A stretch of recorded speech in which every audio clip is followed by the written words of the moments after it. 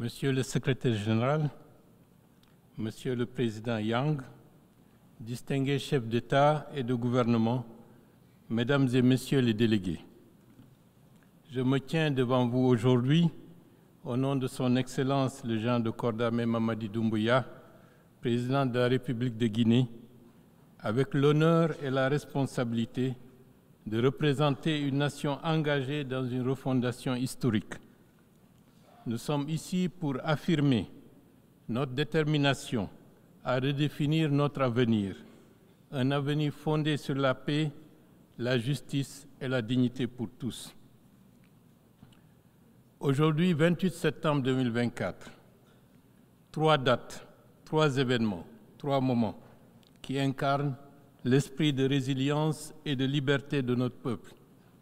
Le 28 septembre 1958, le peuple de Guinée a choisi de voter massivement pour le non au référendum proposé par le général de Gaulle en optant ainsi pour l'indépendance immédiate.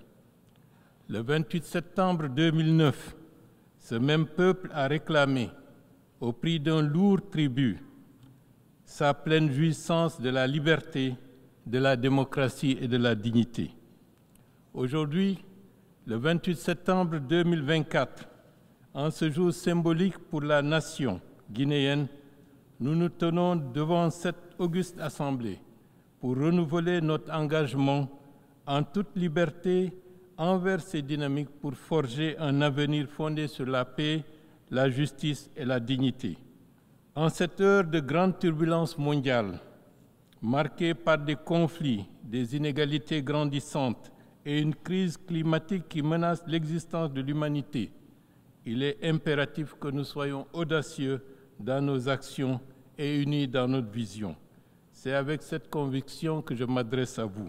Aujourd'hui, la République de Guinée est engagée dans un ambitieux processus de profonde refondation de l'État, sous l'impulsion du Comité national du Rassemblement pour le développement, CNRD, et du président de la République, son Excellence le Général de corps d'armée Mamadi Doumbouya. Nous avons choisi de tourner la page de l'instabilité pour écrire une nouvelle histoire, celle d'une nation résiliente qui se réinvente pour offrir à son peuple une vie digne, libre et prospère.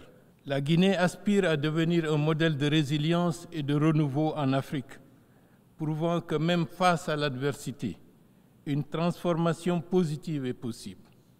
L'exemple le plus éloquent de notre engagement envers la justice et la lutte contre l'impunité est le procès historique des événements tragiques du 28 septembre 2009. Dans cette dynamique de refondation, son Excellence le Général de corps d'armée Mamadi Doumbouya a tracé une vision claire et ambitieuse pour guider la Guinée vers un avenir prospère axé sur 3 piliers fondamentaux, le social, l'économique et le politique. Simandou 2040 est né du projet minier qui fait que la Guinée est aujourd'hui en train de construire 670 km de voies ferrées multi-usages, un port minéralier pour l'exploitation des mines de fer du Simandou.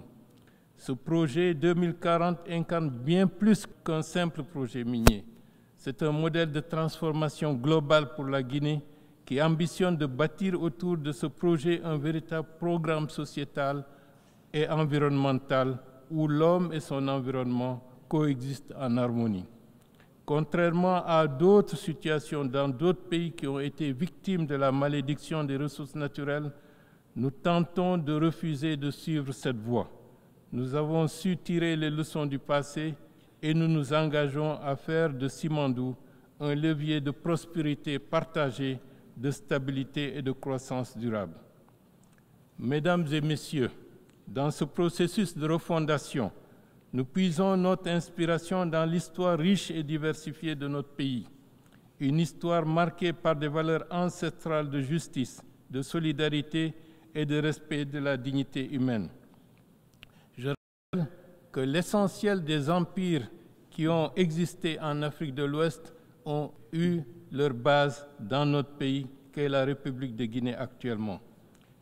De ce fait, depuis la charte de Kouroukan Fouga, proclamée en 1236, qui posait déjà les fondements d'une société juste en interdisant l'esclavage et en prônant l'égalité et la liberté pour tous, jusqu'à l'organisation du Fouta théocratique, reconnu comme terre d'asile et de protection pour les opprimés fuyant la traite négrière. La Guinée a toujours été un bastion des valeurs humanistes et de gouvernance équitable. Ces traditions se retrouvent dans les structures sociales de l'ensemble des régions du pays, que ce soit au niveau de la Basse-Guinée et de la Guinée forestière, où la gestion collective des ressources et la résolution pacifique des conflits étaient au cœur de la vie communautaire. Ceci nous rappelle que notre identité nationale est ancrée dans une quête effrénée de justice, d'empathie, de paix et de solidarité. Aujourd'hui, alors que nous construisons l'avenir de notre nation, nous réaffirmons ces valeurs dans le projet de constitution que nous sommes en train de proposer au peuple de Guinée. Nous voulons bâtir un État moderne qui intègre ces principes intemporels, un État où chaque citoyen, quelles que soient ses origines, sa culture ou sa foi, trouve sa place dans un tissu social harmonieux et solidaire. Mesdames et messieurs, le chemin vers la refondation ne peut être parcouru seul. Nous appelons à un soutien international, sincère et renforcé, fondé sur le respect mutuel, l'écoute et l'accompagnement dans la poursuite de nos objectifs communs. La Guinée ne sollicite pas la compassion, mais elle propose un partenariat, une alliance active et dynamique pour construire ensemble un monde en devenir. Cette période représente aussi une opportunité unique pour mon pays de redéfinir son rôle sur la scène internationale en tant qu'acteur engagé et responsable, contribuant à la stabilité régionale et par conséquent à la paix mondiale. Nous avons participé activement aux efforts de maintien de la paix sous l'égide des Nations Unies et nous continuerons à le faire, convaincus que la paix est la condition première du développement et de justice. D'où notre prédisposition à fournir près de 650 policiers et gendarmes pour la stabilisation d'Haïti, la martyre. Cependant, la paix ne peut être atteinte qu'à travers une coopération renforcée et une réforme significative des institutions multilatérales. C'est pourquoi nous devons également repenser notre approche pour résoudre les conflits persistants dans la région du Sahel.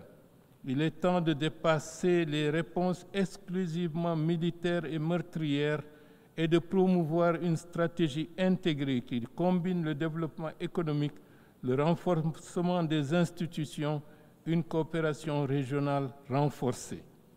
L'adjuvant de cette approche est la pleine jouissance de chaque communauté, peuplant ce grand espace de sa liberté, du respect de son identité et la reconnaissance de ses droits dans un espace étatique multiethnique et multiconfessionnel. C'est cela qui va rassurer et assurer la cohésion nationale et le bon vivre ensemble. Le Conseil de sécurité des Nations Unies doit aujourd'hui refléter véritablement la diversité et les aspirations du monde d'aujourd'hui. Nous soutenons fermement le consensus des Ulvini et nous appelons à une représentation plus équitable et plus démocratique au sein des instances décisionnelles. L'Afrique, avec ses 54 États membres, représentant plus d'un quart des membres de l'ONU, ne peut plus être reléguée à une place secondaire dans les décisions qui confèrent la paix et la sécurité mondiale. Nous appelons à ce que le continent africain obtienne des sièges permanents au Conseil de sécurité avec tous les droits qui y sont associés, y compris le droit de veto. Monsieur le Président, Mesdames et Messieurs, face aux crises multiples qui secouent notre monde, il est évident que nos réponses doivent être collectives, humanitaires et en empathie avec les souffrances des peuples dans les zones en conflit. Partout, des populations souffrent des ravages de la guerre, des familles séparées, des communautés déplacées, des vies perdues et des infrastructures vitales détruites, que ce soit dans le conflit russo-ukrainien, en Europe, au Moyen-Orient, le conflit entre Israël et la Palestine, en Afrique, particulièrement au Soudan ou dans d'autres régions du monde, les souffrances des peuples sont immenses et ne connaissent ni frontières ni nationalité. À ces tragédies humaines s'ajoutent les effets dévastateurs du changement climatique qui exacerbe les conflits et augmente la vulnérabilité des plus démunis. En réaffirmant notre engagement à faire inscrire le massif du Fouta Djallon sur la liste du patrimoine mondial de l'UNESCO, nous envoyons un signal fort en faveur de la préservation de nos écosystèmes, où 15 États sont concernés. Par ce biais, nous œuvrons à un changement des paradigmes dans la gouvernance régionale en Afrique de l'Ouest. L'avenir de nos nations repose sur notre capacité à investir également dans notre jeunesse, car elle représente la plus grande richesse de nos pays. En offrant aux jeunes les opportunités et les moyens de réaliser leur plein potentiel, nous pouvons lutter efficacement contre les maux qui les poussent vers l'immigration clandestine. L'immigration, loin d'être une solution, est en train de vider nos pays de leurs ressources humaines les plus précieuses. Par ailleurs, les avancées technologiques et numériques doivent être mises au service de tous. Nous plaidons alors pour un accès universel aux innovations technologiques, tout en veillant à ce que l'éthique demeure au cœur de leur utilisation. Comme le disait François Rabelais, « Science sans conscience n'est que ruine de l'âme ». Excellences, Monsieur le Président, Mesdames et Messieurs, aujourd'hui nous appelons les nations à se rassembler autour d'une vision commune, celle d'un monde qui place l'humain au centre de toutes ses préoccupations. Ensemble, nous pouvons surmonter les défis les plus ardus, éteindre les foyers de tensions et embrasser une paix durable. Le monde nous attend. Les Nations Unies, nées pour promouvoir la paix et la sécurité mondiale, doivent agir pendant qu'il est encore temps pour faire taire les armes et les bombardements. La Guinée, quant à elle, nation souveraine et déterminée à forger son propre destin, se tient fermement sur la scène internationale avec une vision claire et indépendante. Il y a un an, depuis de cette même tribune, notre chef de l'État, le général Mamadi Doumbouya, a clairement exprimé notre engagement en faveur des intérêts de l'Afrique en toute souveraineté, sans se laisser influencer par des intérêts contradictoires qui sont extérieurs au continent. Aujourd'hui encore, cette orientation guide notre action, privilégiant avant tout le développement et la prospérité de notre continent. Tel est le vœu de son Excellence, le général de corps d'armée Mamadi Doumbouya et du peuple de Guinée, que nos actions d'aujourd'hui façonnent un avenir de paix et de lumière pour toutes et tous. Vive la paix, ensemble pour un monde meilleur. Je vous remercie.